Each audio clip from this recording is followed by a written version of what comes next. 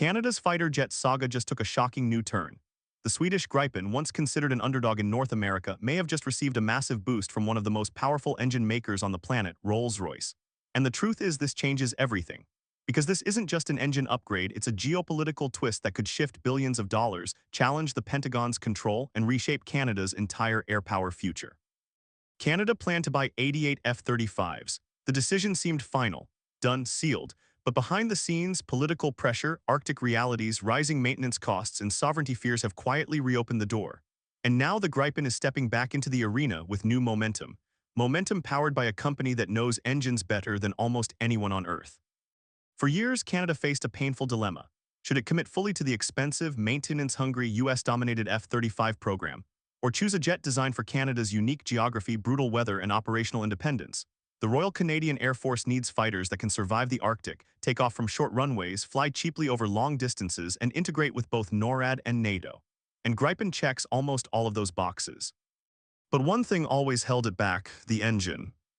Gripen runs on a US-made GE F414. That meant one uncomfortable truth: Washington had veto power.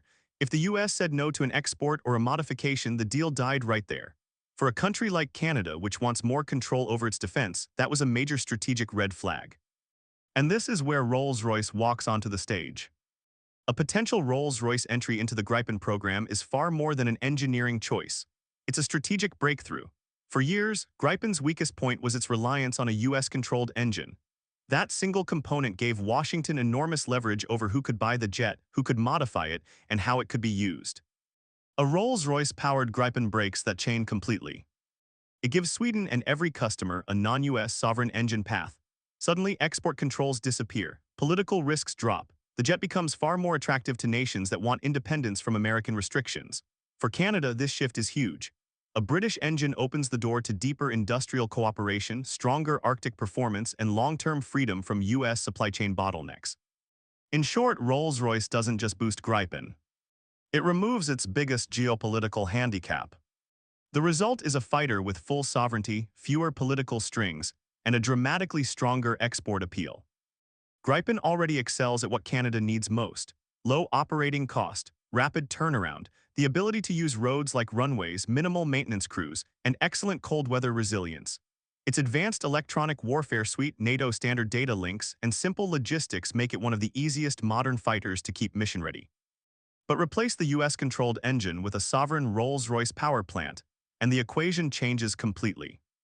Gripen becomes cheaper to operate, faster to service, harder to restrict politically, and easier for buyers to customize without foreign approval. And that's why this scares Washington. A Rolls-Royce Gripen directly challenges the Pentagon's dominance in the global fighter market. For decades, the US has relied on export-controlled engines and components to maintain influence over allied air forces. Gripen's reliance on the F414 engine was one of the few levers Washington still held over Sweden's increasingly competitive fighter program. If that leverage disappears, so does a major pillar of American control. A Rolls-Royce-powered Gripen means no US veto over exports. A credible Western fighter outside US influence. A cheaper, highly capable rival to the F-35. And more nations able to buy advanced jets without political strings. For the Pentagon and Lockheed Martin, this isn't just a technical problem, it's a direct threat. Countries like Canada, Finland, the Czech Republic, and even developing nations could suddenly view Gripen as a safer, more independent alternative. Every lost F-35 sale isn't just money. It's lost influence, lost leverage, lost geopolitical reach. This engine option isn't simply a mechanical upgrade. It's a shift in power. For Canada, the benefits are immediate and dramatic. A Rolls-Royce engine removes US control entirely. That means no reliance on American approvals for upgrades, servicing, software changes, or long-term support. It gives Canada something it has struggled to secure for decades: true operational independence. And then there's the Arctic factor. Rolls-Royce has deep experience building engines optimized for extreme cold, engines that thrive in exactly the conditions Canada faces daily. Gripen already performs exceptionally well in harsh weather. A British-designed engine only strengthens that advantage. Then there's cost. Gripen already offers the lowest operating cost of any modern Western fighter. A Rolls-Royce engine keeps maintenance predictable and long-term spending stable. And unlike the F-35 program, which offers limited local industry participation, a Gripen deal could include Canadian assembly lines, domestic maintenance hubs, and real technology transfer. The result? A cheaper fleet, a more reliable fleet, a sovereign fleet, and for a country responsible for securing some of the most unforgiving airspace on Earth, that matters. Here's what to watch for next. If Canada delays F-35 payments again, Gripen is officially back in the game.